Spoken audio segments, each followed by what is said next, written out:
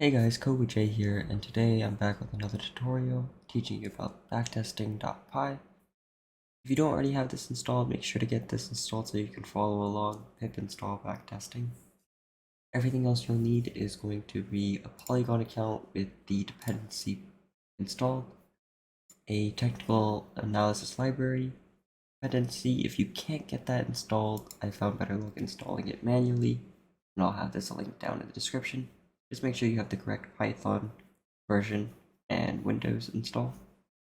You'll obviously need Pandas. That's pretty important, not Pandas 2 necessarily, but Pandas. And I'll again have this linked in the description down below. So, open up Visual Studio. We're going to start, as always, with config.py, where we'll be storing our API key as a string here. And I'm going to go to our Polygon account, our dashboard, and API keys, where I can copy this key. Don't share your key with anybody else. Again, I will refresh this key after the video. Thank you everybody for telling me in the comments down below that my key is shown. Let's go ahead and paste this key and go ahead and new file and say app.py. Let's go ahead and start with all of our imports, and there's going to be a lot of them here. Starting off with what we know from our Polygon. So from Polygon, import REST, from typing, import cast, from your lib3, import HTTP response. I believe that's everything with Polygon. Let's do everything from backtesting, import backtest and strategy. From backtesting.lib, let's import crossover. From backtesting.test, let's import SMA. And let's do all the other imports we needed. So import technical analysis library, import JSON, let's import config because we're going to need our API key. Now that we have everything imported, let's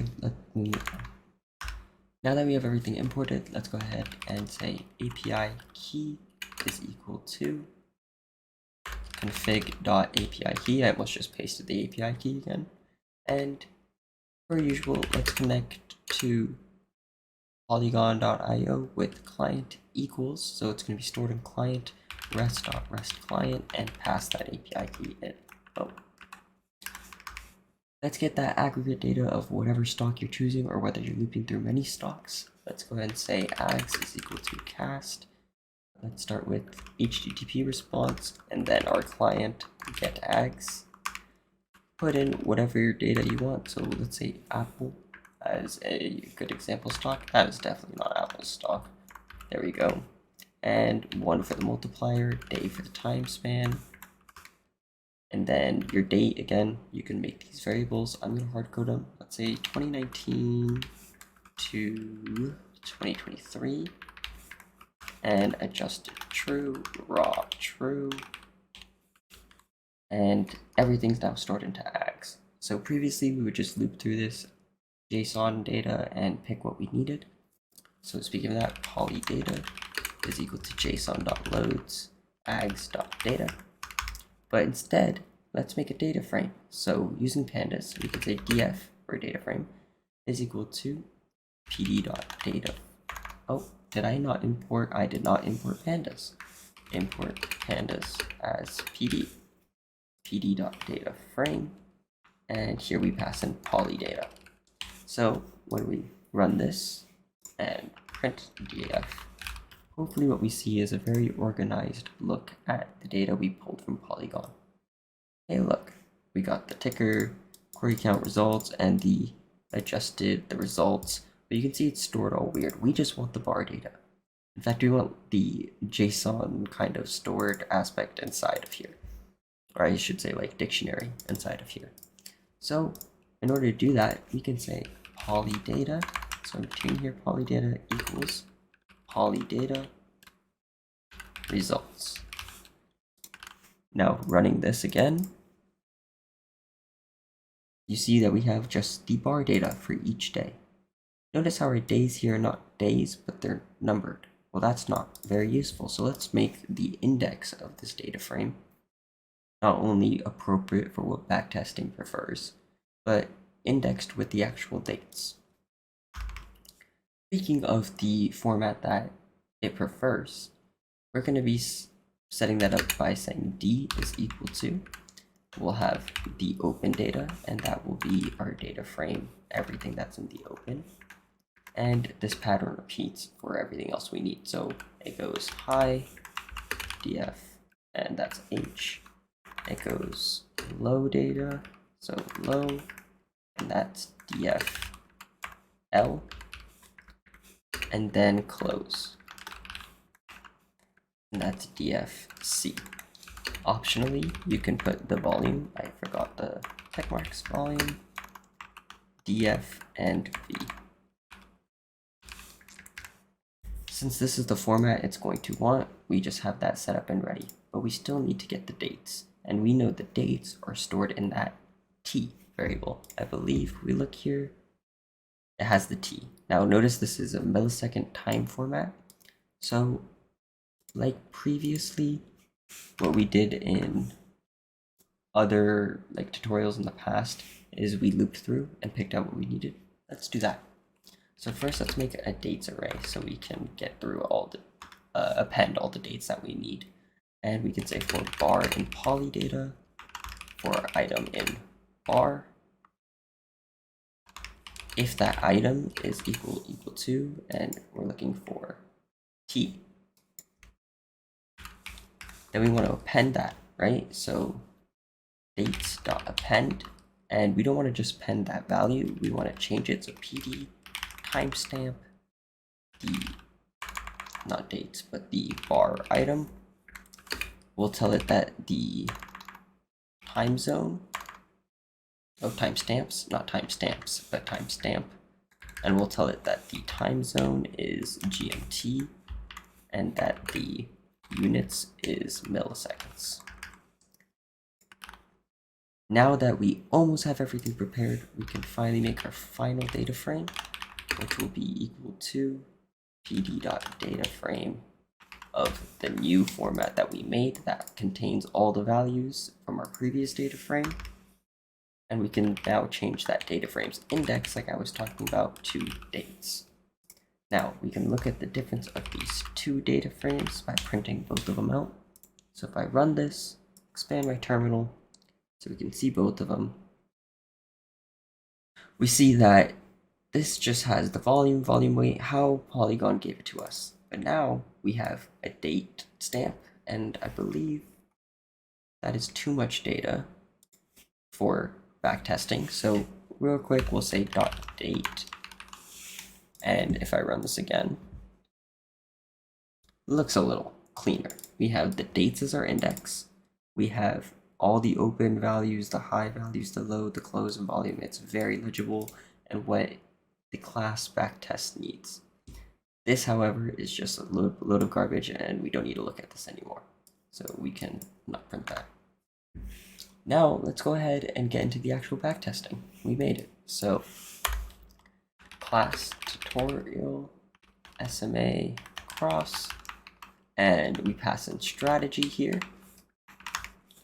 And we're going to need to first, like with all classes, first do our init function, so self, and we're going to need a couple of things in here. So we're going to need the price data, and where are our prices? Well, that's in our closed values. It's closed. I don't know why that took me so long to get out, but closed values. So we'll say self.data.close, and then self.sma1. So the first line that we're going to be checking is self.I SMA. We pass in all the prices, and let's say we're doing the SMA on the, 20. Then self.SMA2 is self.I SMA price, and maybe 50. Sure. Now def next new function will pass in self, and if crossover, so if self.sma1 crosses with self.sma2. Let's just say here we want to say we buy. Then elif crossover self.sma2 and self.sma1 cross. Let's say we want to sell here, so self.sell. This is the very basic, and you'll probably see this on the main GitHub page of backtesting. This is a very basic way to test your data, and let's just see how this works. What's really cool about this library is when we, I'm dumb because I didn't even call it. At least we ran it and we know it works. So let's go ahead and call and plot this data. And that's something I love about this library, that it returns to you a plotted out graph, shows you your entry points, shows you your exit points. So let's do our backtest. Let's pass in our data frame to it. Let's pass in the class that we made for it.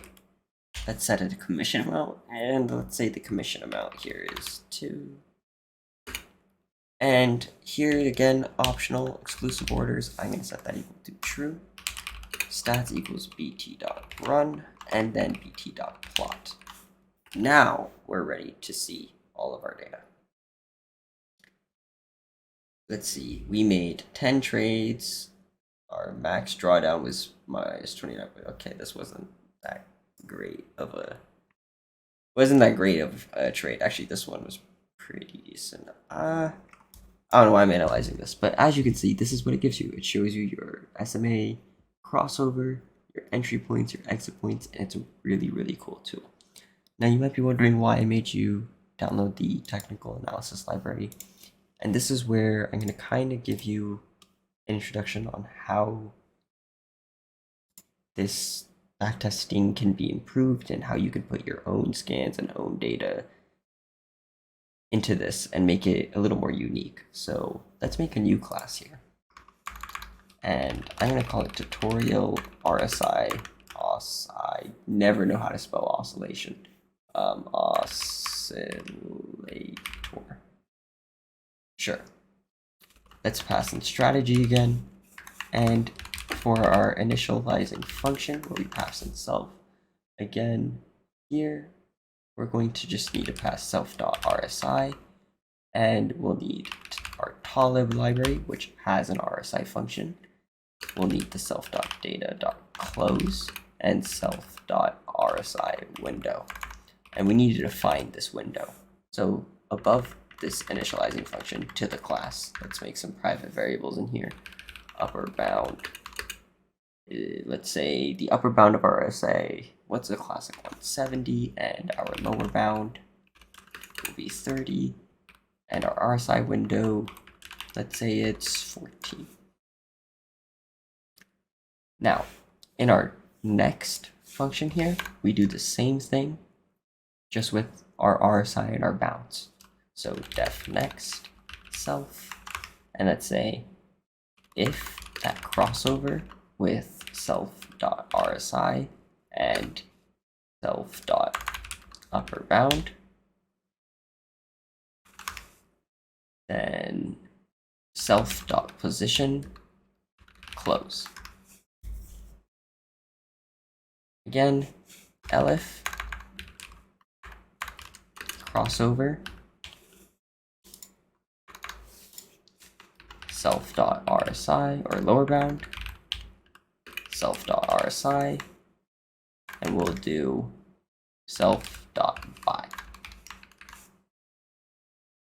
Now the difference in our backtesting when we run this is we'll say bt is backtest data frame, pass in all our data that we got, our tutorial RSI oscillator, and let's give it a cache amount of 10,000.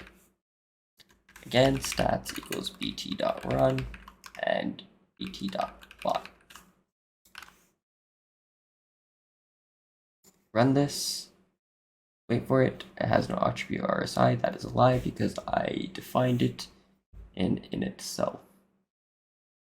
Let's see, def in itself. Self dot. I see. Equals self dot I. So don't forget that silly little mistake that I did. Let's go ahead and run this. And this is our RSI where it made one trade here and we lost money. Kind of sad, but again, this was a quick example just to show you the power that you can use by combining TA-lib, backtesting libraries, Polygon. You can really pull your own data and really calculate and do the trades that you would be doing otherwise. Again, that's it for this tutorial. If you learned something, leave a like. Otherwise, leave a dislike. Let me know if you had any trouble in the comments. I know I was kind of all over the place in this video. Make sure to join the Discord if possible, where we can answer any questions there as well. For any of you guys wondering where you can get the code, you guys can go to codewithj.tech/code, and that will have this nav bar where you can click through and you'll get the correlating video, the code, and the requirements for that. Thank you guys again for watching the video. If you guys have any questions, leave a comment down below, and I'll see you in the next tutorial.